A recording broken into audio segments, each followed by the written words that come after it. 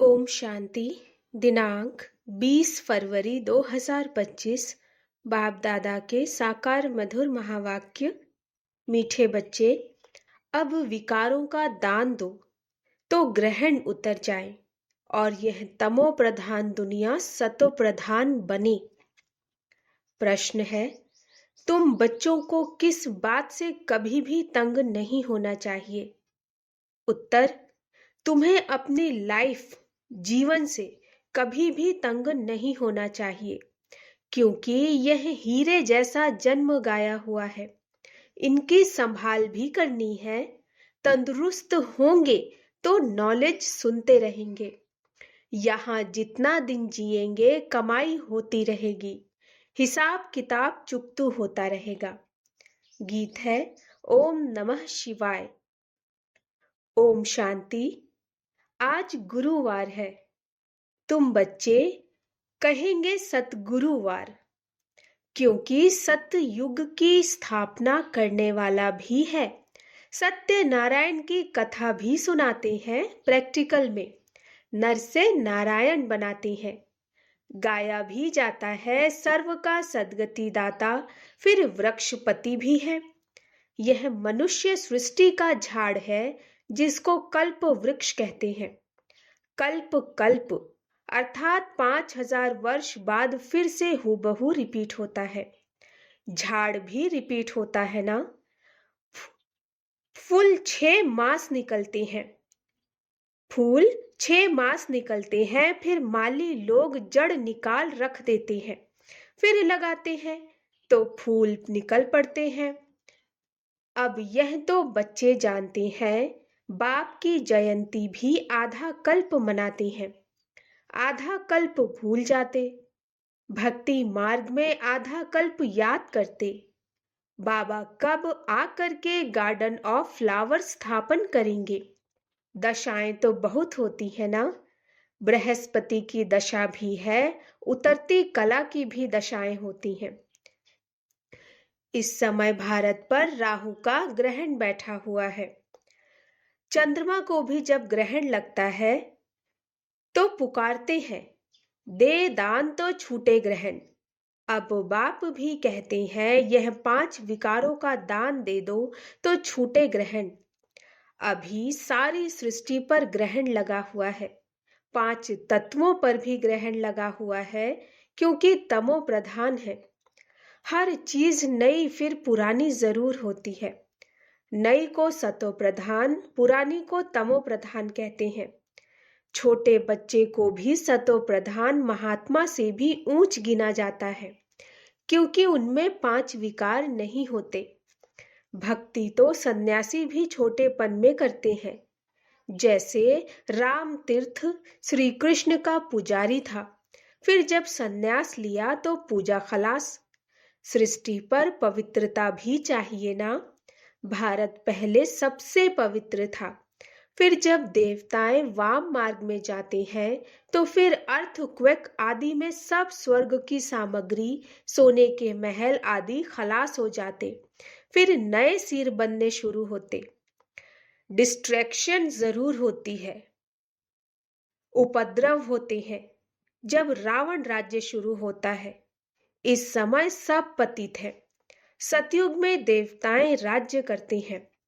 असुरों और देवताओं की युद्ध दिखाई है, परंतु देवताएं तो होते ही हैं सतयुग में। वहां लड़ाई हो कैसे सकती? संगम पर तो देवताएं होते नहीं। तुम्हारा नाम ही है पांडव। पांडवों कौरवों की भी लड़ाई होती नहीं। यह सब गपोड़े हैं। कितना बड़ा झाड़ है, कितने अथाह पत्ते हैं, उनका हिसाब थोड़े ही कोई निकाल सकते। संगम पर तो देवताएं होते नहीं। बाप बैठ आत्माओं को समझाते हैं। आत्मा ही सुनकर कांध हिलाती है। हम आत्मा है, बाबा हमको पढ़ाते हैं, यह पक्का करना है। बाप हमें पतित से पावन बनाते। आत्मा में ही अच्छे व बुरे संस्कार होते हैं ना। आत्मा ऑर्गन्स द्वारा कहती है, हमको बाबा पढ़ाते हैं। बाप कहते हैं, हमको भी ऑर्गन्स चाहिए जिससे समझाऊं। आत्मा को खुशी होती है। बाबा हर 5,000 वर्ष बाद आते हैं हमको सुनाने। तुम तो सामने बैठे हो ना, मधुबन की ही महिमा है। आत्माओं का बाप तो वह है ना, सब उनको बुलाते हैं। तुमको यहाँ सम्मुख बैठने में मजा आता है, परंतु यहाँ सब तो रह नहीं सकते। अपने कारोबार, सर्विस आदि को भी देखना है। आत्माएं सागर के पास आती हैं, धारण कर फिर जाए औरों को सुनाना है, नहीं तो औरों का कल्याण कैसे करेंगे। योगी और ज्ञानी तो आत्मा को शौक रहता है, हम जाकर औरों को भी समझाएं। अब शिव जयंती मनाई जाती है ना। भगवान उवाच है, भगवान उवाच श्री कृष्ण के लिए नहीं कह सकते, वह तो है दैवी गुणों वाला मनुष्य, डिटिज्म कहा जाता है। अब बच्चे यह तो समझ गए हैं कि अभी देवी देवता धर्म नहीं है, स्थापना हो रही है। तुम ऐसे नहीं कहेंगे कि हम अभी देवी देवता धर्म के हैं, नहीं, अभी तुम ब्राह्मण धर्म के हो, देवी देवता धर्म के बन रहे हो। देवताओं का परछाया इस पतित सृष्टि पर नहीं पड़ सकता, इसमें देवताएं आ न सकें। तुम्हारे लिए नई दुनिया चाहिए। लक्ष्मी की भी पूजा करते हैं तो घर की कितनी सफाई कर देते, अब इस सृष्टि की भी कितनी सफाई होनी है। सारी पुरानी दुनिया ही खत्म हो जानी है। लक्ष्मी से मनुष्य धन की मांगते हैं, लक्ष्मी बड़ी या जगत अम्बा बड़ी। अम्बा, अम्बा के मंदिर भी बहुत हैं। मनुष्यों को कुछ भी पता नहीं। तुम समझते हो लक्ष्मी तो स्वर्ग की मालिक, और जगत अम्बा जिनको सरस्वती भी कहते हैं, वही जगत अम्बा फिर यह लक्ष्मी बनती है। तुम्हारा पद ऊंच है, देवताओं का पद कम है। ऊंच से ऊंच तो ब्राह्मण चोटी है ना, तुम हो सबसे ऊंच, तुम्हारी महिमा है। सरस्वती जगत अम्बा, उनसे क्या मिलता है? सृष्टि की बादशाही। वहां तुम धनवान बनते हो, विश्व का राज्य मिलता है। फिर गरीब बनते हो, भक्ति मार्ग शुरू होता। फिर लक्ष्मी को याद कर, हर वर्ष लक्ष्मी की भी पूजा करते, लक्ष्मी की भी पूजा होती। लक्ष्मी को हर वर्ष बुलाते हैं, जगदम्बा को कोई हर वर्ष नहीं बुलाते। जगदम्बा की तो सदैव पूजा होती ही है, जब चाहे तब अम्बा के मंदिर में जाएं। यहाँ भी जब चाहो जगदम्बा से मिल सकते हो। तुम भी जगदम्बा हो ना, सबको विश्व का मालिक बनने का रास्ता बताने वाले हो। जगत अम्बा के पास सब कुछ जाकर मांगते हैं, लक्ष्मी से सिर्फ धन मांगते हैं। उनके आगे तो सब कामनाएं रखेंगे, तो सबसे ऊंच मर्तबा तुम्हारा अभी है, जबकि बाप के आकर बच्चे बने हो। बाप वर्षा देती हैं। अभी तुम हो ईश्वरीय संप्रदाय, फिर होंगे दैवी संप्रदाय। इस समय सब मनोकामनाएं भविष्य के लिए पूरी होती हैं। कामना तो मनुष्य को रहती है ना, तुम्हारी सब कामनाएं पूरी होती हैं। यह तो है आसुरी दुनिया। बच्चे देखो कितने पैदा करते, तुम बच्चों को तो साक्षात्कार कराया जाता है। सतयुग में कैसे श्री कृष्ण का जन्म होता है, वहां तो सब कायदे सिर होता है, दुख का नाम नहीं रहता। उनको कहा ही जाता है सुख धाम। तुमने अनेक बार सुख में पास किया, अनेक बार हार खाई और जीत भी पाई है। अभी स्मृति आई है कि हमको बाबा पढ़ाते हैं, स्कूल में नॉलेज पढ़ते हैं, साथ साथ मैनर्स भी सीखते हैं ना। वहां कोई इन लक्ष्मी नारायण जैसे मैनर्स नहीं सीखते हैं। अभी तुम देवी गुण धारण करते हो, महिमा भी उनकी ही गाते हैं। सर्वगुण संपन्न, 16 कला संपूर्ण, संपूर्ण निर्विकारी, मर्यादा पुरुषोत्तम, अहिंसा परमो धर्म। तो अभी तुमको ऐसा बनना है। तुम बच्चों को अपनी इस लाइफ से कभी तंग नहीं होना चाहिए, क्योंकि यह हीरे जैसा जन्म गाया हुआ है। इनकी संभाल भी करनी होती है। तंदुरुस्त होंगे तो नॉलेज सुनते रहेंगे, बीमारी में भी सुन सकते हैं, बाप को याद कर सकते हैं। यहाँ जितना दिन जिएंगे सुखी रहेंगे, कमाई होती रहेगी, हिसाब किताब चुकतू होता रहेगा। बच्चे कहते हैं, बाबा सतयुग कब आएगा? यह बहुत गंदी दुनिया है। बाप कहते हैं, अरे पहले कर्मातीत अवस्था तो बनाओ। जितना हो सके पुरुषार्थ करते रहो।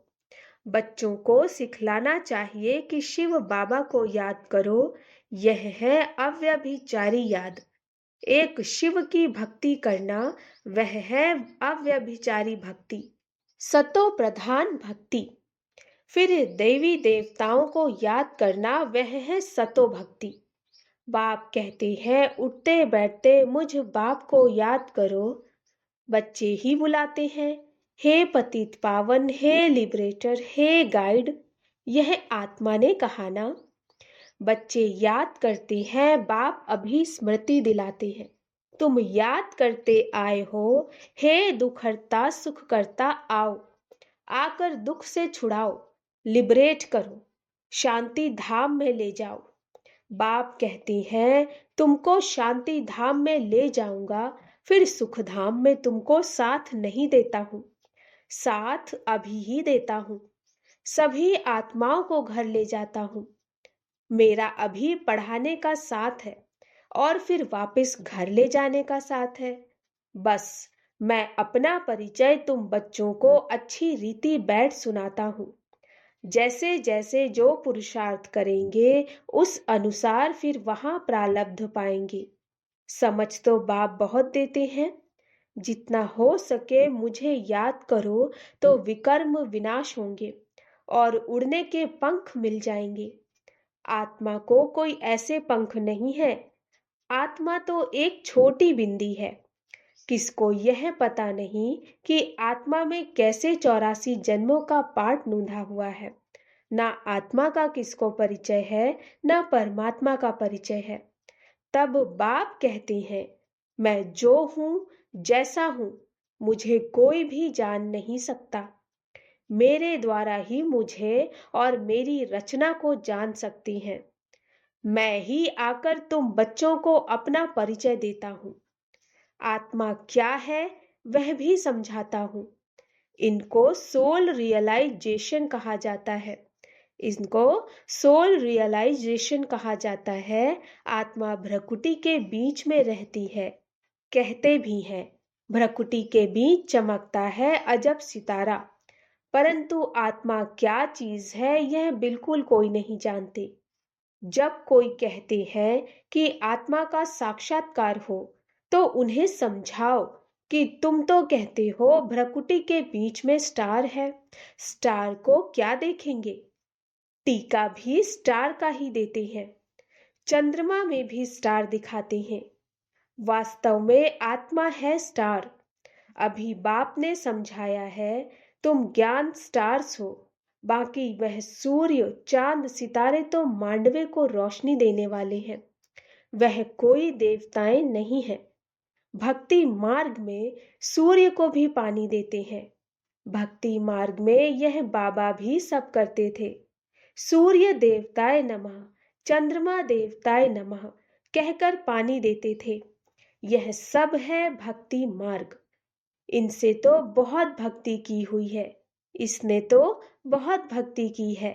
नंबर 1 पूज्य तो फिर नंबर 1 पुजारी बने। नंबर तो गिनेंगे ना। रुद्रमाला के भी नंबर तो है ना। भक्ति भी सबसे जास्ती इसने की है। अब बाप कहते हैं, छोटे बड़े सबकी वानप्रस्थ अवस्था है। अभी मैं सबको ले जाऊंगा, फिर यहाँ आएंगे ही नहीं। बाकी शास्त्रों में जो दिखाते हैं, प्रलय हुई, जलमयी हो गई, फिर पीपल के पत्ते पर श्री कृष्ण आया। बाप समझाते हैं, सागर की कोई बात नहीं।